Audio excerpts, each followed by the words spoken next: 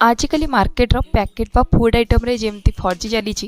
किसी packet item बा ready to eat item किणी खाया पूर्व 10 थर भाविया पड़ू तो से मुझे सब चेष्टा करे ये जिनसा घरे बनवाई तो जेहेतु घर को फ्रेश क्षीर सब क्वांटिटी कम हेले भी मुझे अल्प अल्प करके डेली क्रीमटा बाहर करके रखी थाए तो बेसी पुराणा हाँ पर्यटन मुझे वेट कैनि 7 ରୁ 10 दिन भितर ही मुझे आइटमटा बनवाई ट्राए करे तो ये सबू क्रीम को मुझे बाहर कर देती एटा गोटे 10 दिन क्रीम हम ताको मैं स्टोर करके रखी ए सब क्रीम को मुझे ग्राइंडिंग जार रे दे दीजिए आउ 2-3 मिनिट बढ़िया से ग्राइंड करदेला पर ऐड कर दूची बरफ जेहेतु क्रीम रो क्वांटिटी कम थिला से 7 ରୁ 8 क्यूब बरफ रे भी काम हो जाइतिला तो ये फास्ट एमती क्रीमी टेक्सचर रहिबो तापरे आउ 15 ରୁ 20 मिनिट रही रही कि आपण ग्राइंडिंग करेंगे तापर देखो ये बटर और बटर मिल्क पूरा पूरी सेपरेट हो जाइए टिके आपन को 5-10 मिनिट टाइम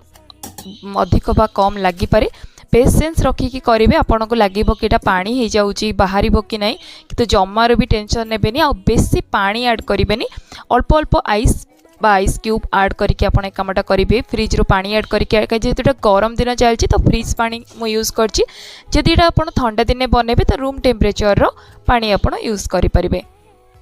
ये देखो बटर को मुझे बढ़िया से चिपुड़ी की बाहर कर देछि आ ए जो बटर मिल्कटा ना आपन को एमती भी पी परिबे जदि एटा अल्प दिन क्रीम रे हेतिबो नहले आपन कढ़ी बनै परिबे छास बनै परिबे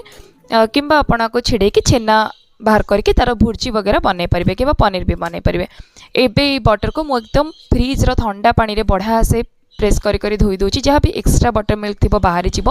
तो बटर एकदम क्लीन हो आपन को एयर टाइट कंटेनर रे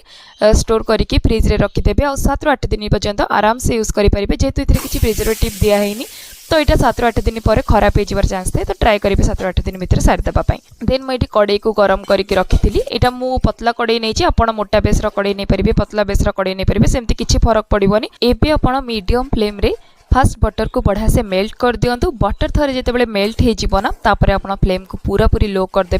15 ରୁ 20 मिनिट पर्यंत कुक करेंगे जिते पर्यंत आपणकर ये जो खुरदुरा अंशटा बा जो मावाटा बढ़िया से रोस्ट न हो गोल्डन ब्राउन कलर न हो घी बढ़िया से बास्ना हवा स्टार्ट न होते पर्यंत आप कुक करेंगे आ घी ये बढ़िया से सेपरेट हो जाइला गैस रो फ्लेम को बंद करदबा आउ ताकू भल भाव में कड़े ठंडा हाँपाई देवा जिते बड़े घी भलसे ठंडा हो गोटे जेकोसी एयर टाइट कंटेनर रे कि ग्लास जार रे आपण माने भर देबे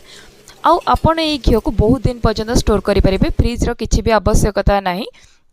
मु ये नुआ जार देखेनी कहीं यहाँ मोर रेगुलर जार मुझे खाली रिफिल करे तो एबे रिफिल कर देछि मुझे सब घी को आउ क्वांटिटी रे आई थिंक एटा 200 ग्राम तो ही जीवो तो वेस्ट भी यही प्रोसेस रे बहुत कम बाहर तो आपण माने भी निहत ट्राई करते। थैंक्स।